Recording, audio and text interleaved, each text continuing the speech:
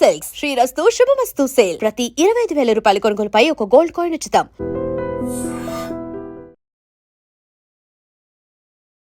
నమస్కారం, నేను డాక్టర్ శ్రీనివాస్ చెలిమేల, సంస్కృతి కేరళ ఆయుర్వేద పంచకర్మ క్లినిక్ నుంచి మాట్లాడుతున్నాను. ఈరోజు మాట్లాడే టాపిక్ వచ్చేసి థైరాయిడ్.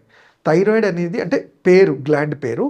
దానికి వచ్చే వ్యాధులు రెండు రకాలు. ఒకటి హైపోథైరాయిడిజం అండ్ హైపర్ థైరాయిడిజం అంటాం. అంటే ఎప్పుడైతే థైరాయిడ్ గ్లాండ్, అసలు ఈ థైరాయిడ్ గ్లాండ్ అంటే మనం చూసుకుంటే మన గొంతు దగ్గర బటర్ఫ్లై లాగా ఉండే ఒక గ్లాండ్. దీన్నే మేము మన గ్లాండ్ అనేది ఇది ఎక్సోక్రైన్, అంటే దీనిలో నుంచి సెక్రీషన్స్ రిలీజ్ అయ్యేదాన్ని థైరాక్సిన్ అంటాం. ఇది జీవక్రియ, మన మెటబాలిజాన్ని కరెక్ట్ చేసేది. అంటే మన రోజువారీ లైఫ్ స్టైల్, మన యాక్టివిటీస్ అన్నీ కూడా ఈ థైరాయిడ్ అలానే దాని రిలేటెడ్ పిట్యూటరీ గ్లాండే కంట్రోల్ చేస్తుంటాయి. సో మరి అలాంటి థైరాయిడ్లో ఏదైనా ఇబ్బందులు వచ్చినప్పుడు చాలా, అంటే ప్రతి దానికి రిలేటెడ్ ఉన్న ప్రతి దాని మీద దాని ఎఫెక్ట్ చూపెడుతుంది. కాబట్టి ఇది చాలా ఆషామాషిగా తీసుకుని ఏం థైరాయిడే కదా, ఏం కాదు, నేను ఈ చిట్కా ఫాలో చేస్తాను, ఆ చిట్కా ఫాలో చేస్తానంటే కాదు. మీరు ఏ సిస్టంలో అయినా దానికి తగిన ఆ మెటబాలిక్ ప్రాబ్లం తగ్గినట్టు ఔషధాలు వాడుకోగలిగితే దాన్ని మళ్ళీ కరెక్షన్ చేసిన వాళ్ళం అవుతాం. ఆయుర్వేదమే ఎందుకు అంటే ఈ ఆయుర్వేదంలో డిపెండెన్సీ ఉండదు. అండ్ ఉట్టి థైరాయిడ్ గురించే కాదు, మనం ఇచ్చేది జనరల్ బాడీని ఇంబ్యాలెన్స్ అయిన వాతపైత్య కఫాల్ని కంట్రోల్ చేయటం వల్ల ఈ థైరాయిడ్ గ్లాండ్ మీరు చూసుకుంటే రెగ్యులర్గా ఒక మెడిసిన్ వాడుతూనే ఉంటామంటారు, కానీ వాడని రోజు మళ్ళీ అదే ప్రాబ్లం ఉంటుంది. అలా కాదు కదా.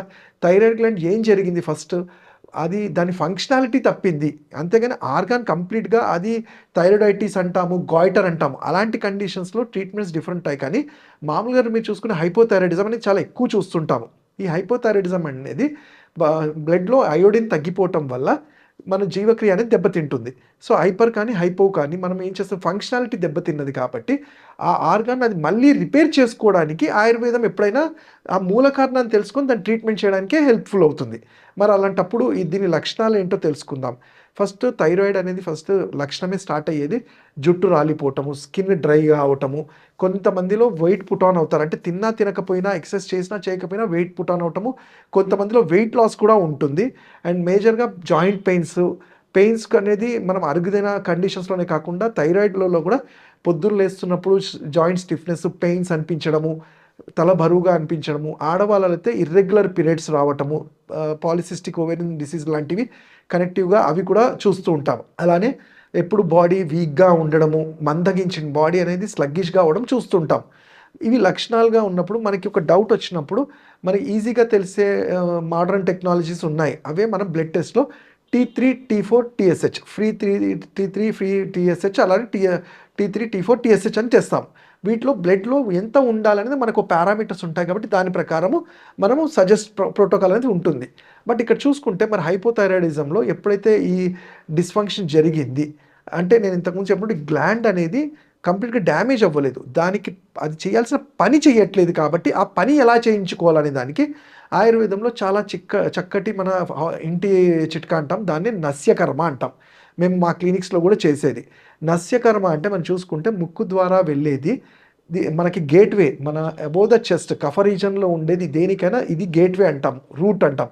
ముక్కు ద్వారా మనం కొన్ని తైలాలు ఇంట్లో దొరికే సింపుల్ ఆవు నెయ్యి అయినా కానీ, ఆయుర్వేద ఔషధాలకి అనుతైలం అని కానివ్వండి, షడ్బిందు అని కానీ, రోజువారీ ఒక 4 నుంచి 8 చుక్కలు వేసుకోగలిగితే మన ఆక్సిజనేషన్ అనేది ఈ థైరాయిడ్ గ్లాండ్ని కరెక్షన్ చేయడంలో హెల్ప్ అవుతుంది. ఎంత ఆక్సిజనేషన్ జరిగితే అది హీల్ అవ్వడానికి, అది చెప్పాను కదా, అది పని చేయకుండా ఉన్నదాన్ని కొంచెం యాక్టివేట్ చేయడంలో హెల్ప్ అవుతుంది. సరే, వీటితో పాటు ఆయుర్వేద ఔషధాలైన కాంచనార గుగ్గులని కానివ్వండి, కంసపదాది కషాయం అని కానివ్వండి, వరణాది కషాయము, ఇది ఓపిక్గా మీరు ఔషధాలు వాడుకోగలిగితే మనకి చాలా మంచి రిజల్ట్స్ కంట్రోల్లో మేనేజ్ చేస్తూ ఇతరత్ర కాంప్లికేషన్స్ రాకుండా హెల్ప్ చేసిన వాళ్ళం అవుతాము.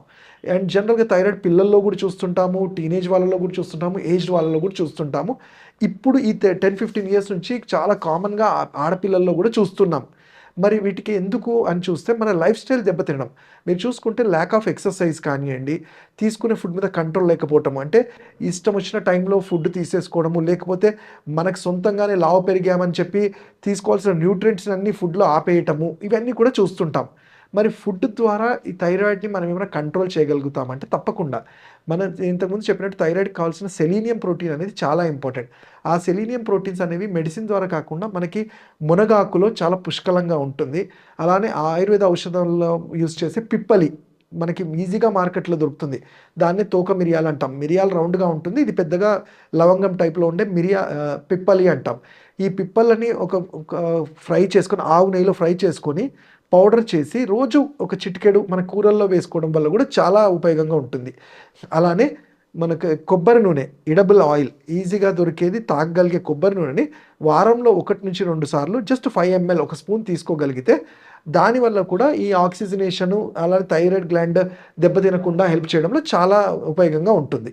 అండ్ నేను ఇంతకుముందు చెప్పినట్టు మెడిసినే వాడాల్సి వస్తుంది, ఇవన్నీ చేసినా అవ్వట్లేదు, మెడిసినే వాడాలన్నప్పుడు ఆయుర్వేదం అనేది దీనికి చక్కటి పరిష్కారం.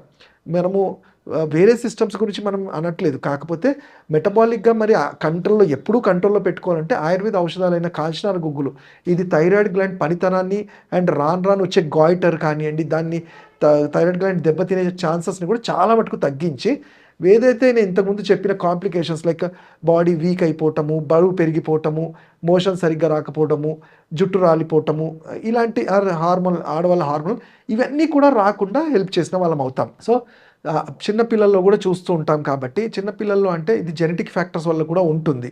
అంటే మదర్ ఊంబ్లో జరిగిన చేంజెస్ వల్ల ఆర్ పేరెంట్స్కి ఉన్నప్పుడు పిల్లల్లో వచ్చే ఛాన్సెస్ ఆర్ ఈవెన్ ఎవరికైనా వచ్చే ఛాన్సెస్ ఉంటుంది.